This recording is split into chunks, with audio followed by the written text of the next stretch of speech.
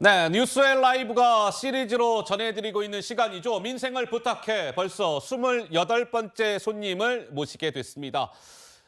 국민의 먹거리 안전을 책임지는 곳 식품의약품안전처 오유경 처장을 스튜디오에 모시고 궁금한 내용들을 제가 대신 처장님께 여쭤봐 드리겠습니다. 처장님 안녕하십니까? 예, 안녕하십니까? 어서 오세요. 반갑습니다.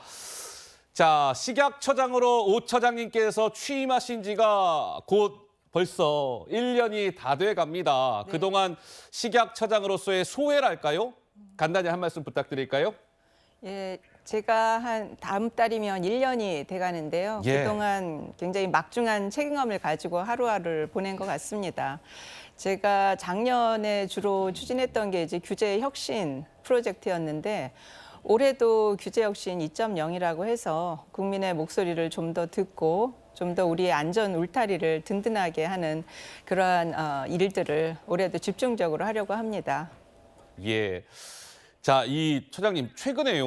이 방울토마토를 먹고 구토나 복통을 겪었다 이런 사례들이 있었고 또 이 주키니 호박이라고 하나요? 이 주키니 호박 리콜 사태도 그렇고 이 제일 중요한 게 국민 밥상 안전일 텐데 이제 좀 불안에 떨 일이 없는 걸까요? 어떻습니까?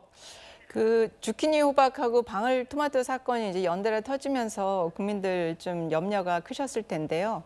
주키니 호박 같은 경우는 생산 단계에서는 이미 문제가 있는 품종의 이제 출하가 제한되었고 그 문제가 없는 것만 지금 출하가 이제 진행되고 있습니다. 그리고 마트에서 이제 유통의 단계가 있는데 마트에서도 정부가 다 문제가 있는 거는 다 수매를 했고요. 폐기를 했습니다. 네. 지금 조금 남아있는 게 이제 주키니 호박을 사용한 가공식품에 대해서 식약처가 조사를 하고 있는데 이것들에 대해서도 지금 유전자가 나오면 즉시 판매 차단하고 회수 조치를 진행하고 있는 중입니다. 그렇군요. 네.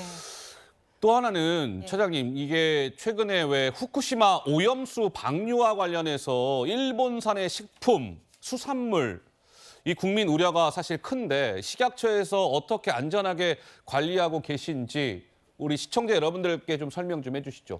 이 후쿠시마 수산물은 이미 지난 2011년 3월에 후쿠시마 사태가 터졌을 때 그 이후로부터 후쿠시마 현의 그 주변에 8개 현에서 들어오는 수산물은 모두 수입 금지가 되고 있습니다. 네. 그리고 또 후쿠시마 주변에 15개 그 현에 있는 그서 나오는 농산물 27개 품목도 수입 금지가 계속되고 있고요. 그 이외의 그 지역에서 들어오는 일본 수입 식품에 대해서도 저희가 하나하나 방사능 검사를 다 하고 있습니다. 예. 그래서 혹시 궁금하신 국민께서는 그 식약처 홈페이지에 들어오시면 수입식품 방사능 안전 정보라는 사이트가 있습니다. 거기 매일매일 공개되고 있고요. 세계에서 어느 나라보다 엄격하게 지금 수산물, 농산물 수입 규제 조치 계속하고 있고 앞으로도 유지할 것이니까 안심하고 드셔도 되겠다는 말씀 드리고 싶습니다.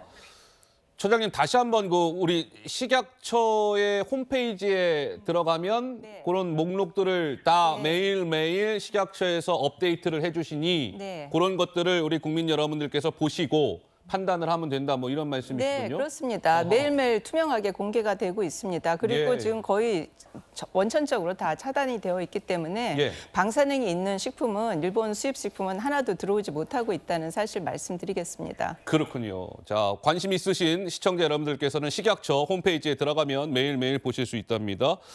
자, 요즘 열풍 중 하나가 바로 이 제로 슈거 음료 아니겠습니까? 요즘에 그래서 주류 업계가 이 무가당 경쟁이 아주 치열하다는데 그런데요, 이 단맛을 내는 설탕 대체제 가운데 하나가 이 심혈관 질환을 높인다 이런 얘기가 있더라고요. 그래서 이거 계속 먹어도 되는 건지 식약처에서 뭔가 규제가 필요한 건 아닌지 이런 좀 의문이 드는데 어떻습니까? 예, 일단 결론적으로 말씀드리면 지금 규제를 할 사항은 아니라는 말씀을 드리고 싶고 제가 이제 그렇군요. 말씀을 드린다면 예.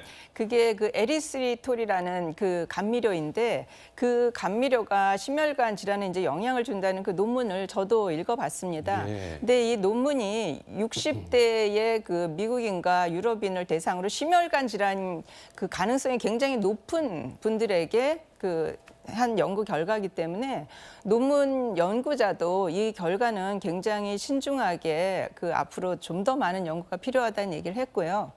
그리고 이 감미료가 사실 에리스리톨이 예. 세계적으로 굉장히 많이 쓰이고 있고 국제식품첨가물 전문가위원회라는 곳에서도 에리스리톨은 하루에 굉장히 많이 먹어도 큰 문제가 없다라는 이미 그것이 공개돼 있는 상황입니다. 그래서 지금 불안해하실 필요는 없고요. 예, 예. 다만 이제 식약처에서는 이런 관련 동향을 면밀히 보면서 모니터링할 계획입니다.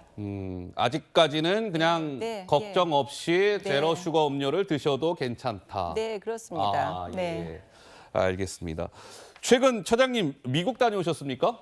네, 예, 미국 어디 다녀오셨어요? 미국의 워싱턴, 워싱턴. 보스턴, 뉴욕인데 예.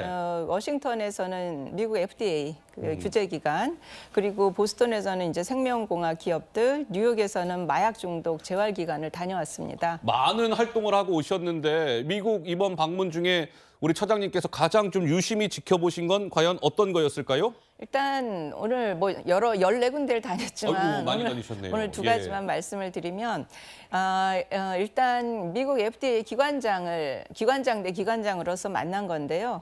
이 규제기관에서 미국 FDA 규제기관장 대 규제기관장 만난 것이 처음 있는 일입니다.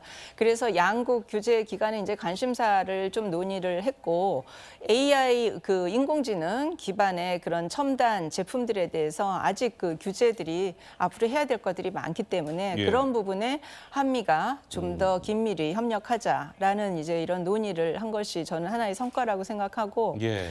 또 하나는 요새 이제 대치동의 마약 음료 사건이 지금 굉장히 이제 국민적인 그러니까요. 우려를 예. 나타내고 있는데 네네. 실제로 우리나라 지금 마약 사범 중에 20대가 제일 많고요. 그다음에 이 재범률을 봐도 우리나라 주요 범죄 재범률 중에 마약이 재범률이 36.6%거든요. 그렇군요. 그런데 절도, 폭력 이런 것들은 폭력은 사실 재범률이 11.7%밖에 안 됩니다.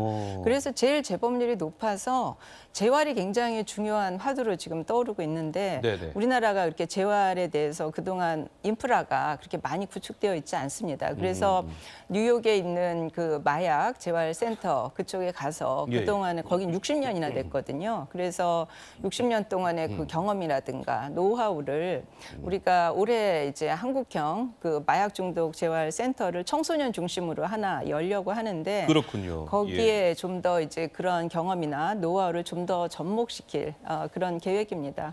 예. 자, 마약에 손댄 이제 사람들이 20대가 비중이 제일 높고 마약 사범의 재범률이 36.6%로 굉장히 높다. 오 처장님께서 이 마약 근절을 위해서도 이게 굉장히 큰 사회 문제가 되어 있으니까요. 좀 네. 힘써 주시기를 바라고요. 네. 자, 마지막으로 앞으로 우리 오 처장님 왠지 계획이나 각오나 이런 게 좀 남다르실 것 같은데 끝으로 한 말씀 해주시죠. 네. 저는 대한민국 식약처가 앞으로 미래 식이약 첨단 분야에서 식약처가 만드는 기준이 글로벌 스탠다드가 돼서 우리의 기준이 세계의 기준이 되는 그런 꿈을 가지고 있습니다. 그리고 식약처에서는 무엇보다도 국민 안심을 최우선으로 하고 있고요. 국민 안심을 든든하게 지키겠다는 말씀 드리겠습니다. 예. 제가 오 처장님하고 이렇게 쭉 인터뷰를 하다 보니까 왠지 마음이 좀 이렇게 편안해진다고 해야 될까요? 그런 마음을 느낄 수가 있었습니다. 자, 민생을 부탁해 28번째 손님으로 식품의약품안전처 오유경 차장과 말씀을 나눠봤습니다. 오 처장님 오늘 말씀 잘 들었습니다. 네, 감사합니다.